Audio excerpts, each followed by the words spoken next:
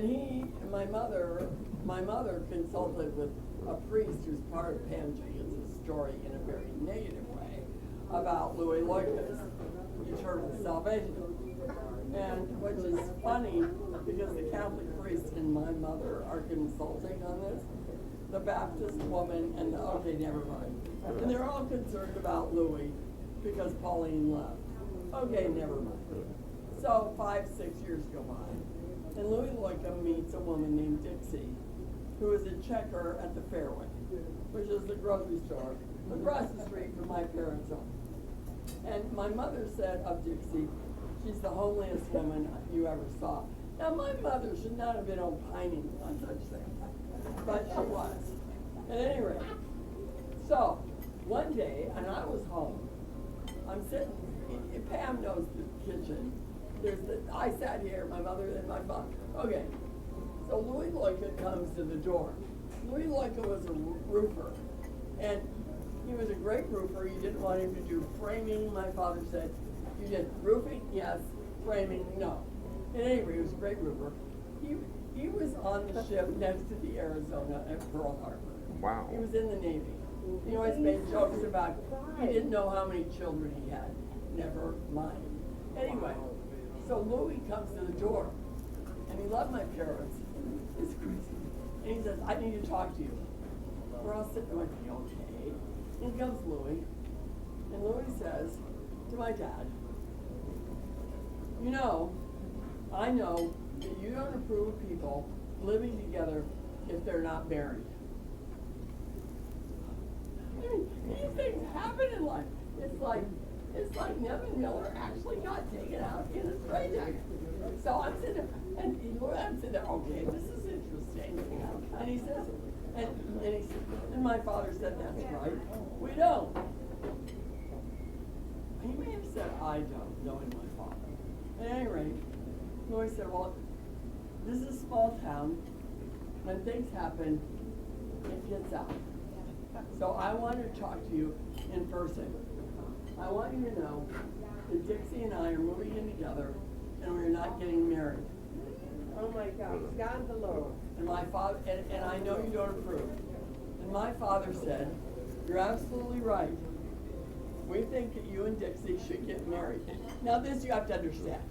My parents were very liberal because they thought people could get divorced and then get married. Which in the Baptist church, never mind. But my parents were kind of realists that sometimes it doesn't work and you need to move on and whatever.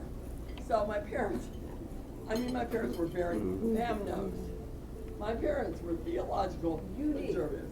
Okay, so they said, my father said, you're absolutely right, Louie. We think you and Dixie should get married. And then I can't remember if it was my father or my mother who said, so when can you and Dixie come to dinner? Oh.